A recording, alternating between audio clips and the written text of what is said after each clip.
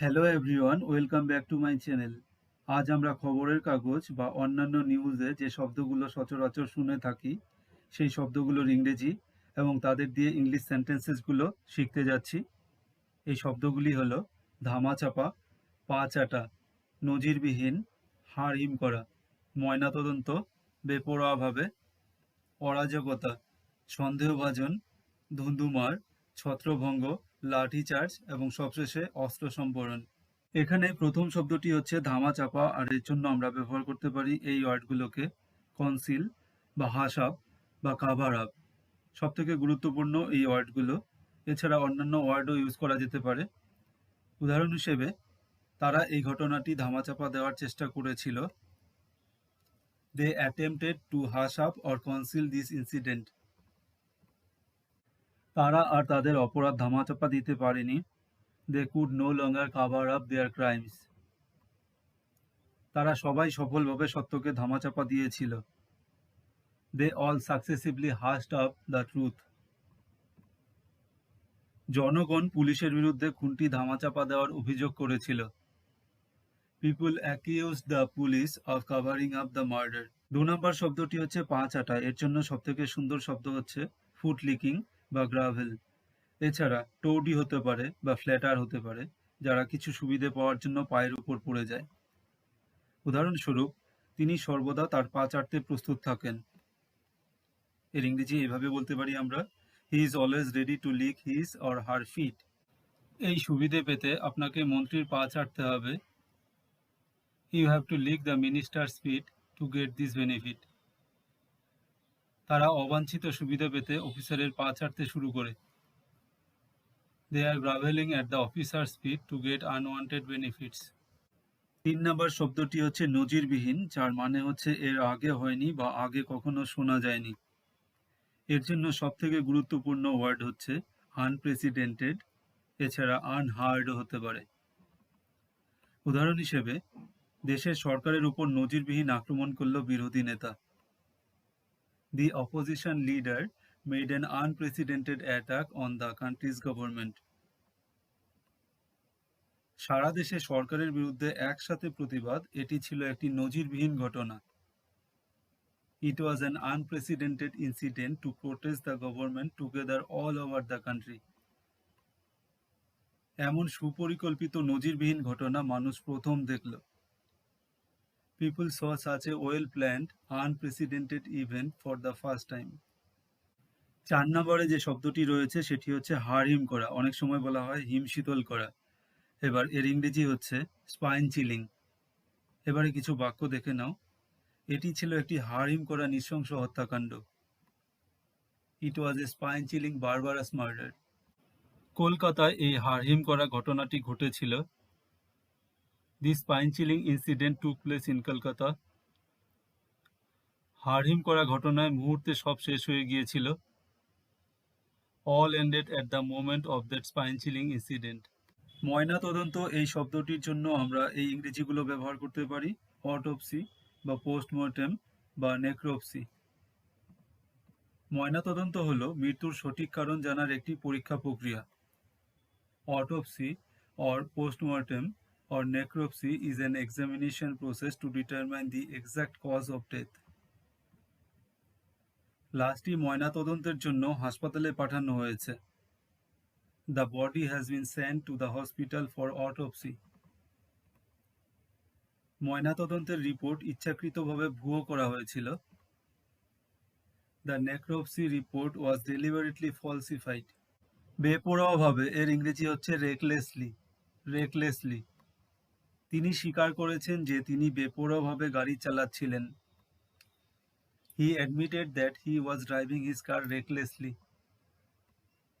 আপনি সর্বদা বেপরোয়াভাবে অর্থ ব্যয় করেন।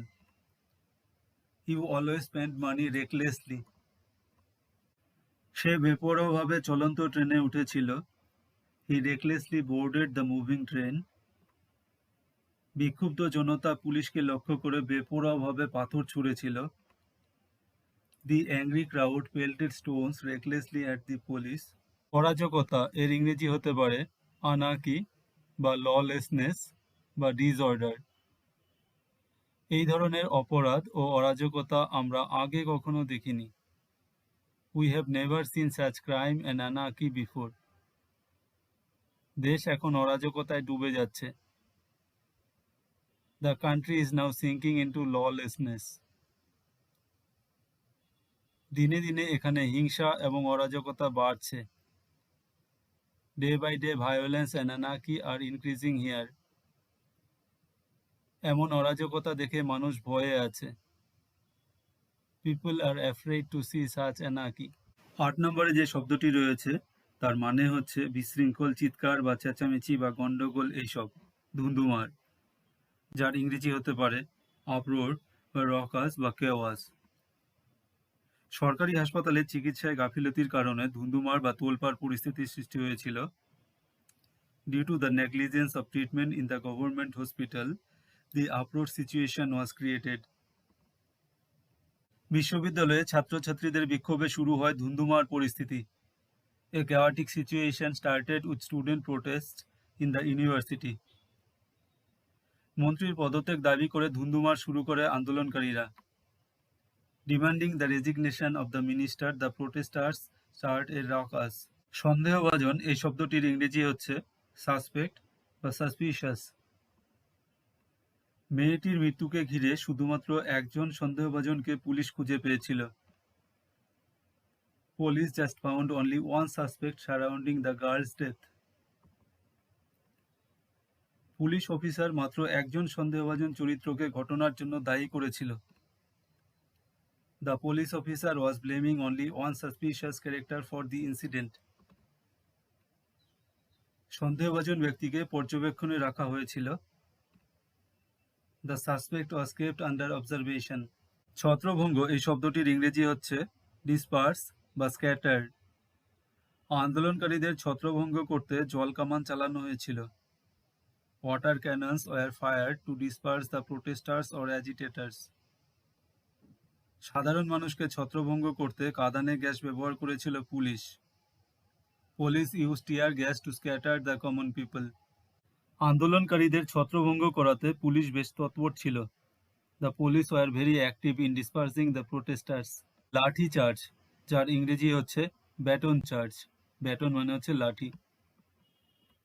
পুলিশ লাঠি চার্জ করেছিল বলে 5 জন আহত হয়। As the police had made a baton charge, 5 people were injured. পরিস্থিতি নিয়ন্ত্রণে আনতে পুলিশ লাঠিচার্জ শুরু করেছিল। To control the situation, the police started a baton charge. নিরস্ত্র ও শান্তিপূর্ণ মিছিলকারীদের উপর পুলিশ লাঠিচার্জ করে না।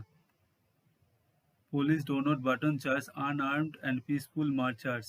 সবশেষে 12 নম্বরে রয়েছে অস্ত্র সম্বরণ বা যুদ্ধবিরতি, যার ইংরেজি হচ্ছে সিজফায়ার। তারা এই অঞ্চলে সাময়িক অস্ত্র সম্বরণের বা যুদ্ধবিরতির ডাক দিয়েছে। They have called a temporary ceasefire in this region. সেনাবাহিনী অস্ত্র সম্বরণ বা যুদ্ধবিরতি মেনে চলবে। The army would comply with the ceasefire. প্রাথমিক পর্যায়ে অস্ত্র সম্বরণ বা যুদ্ধবিরতি কার্যকর হলে পরিস্থিতি ভিন্ন হতে পারত। The situation could have been different if the ceasefire had been implemented at an early stage. এই ধরনের শব্দ এবং এদের ইংরেজি এবং ইংলিশ সেন্টেন্সেস পরবর্তীতে আরও থাকছে। Thanks for watching, have a great day.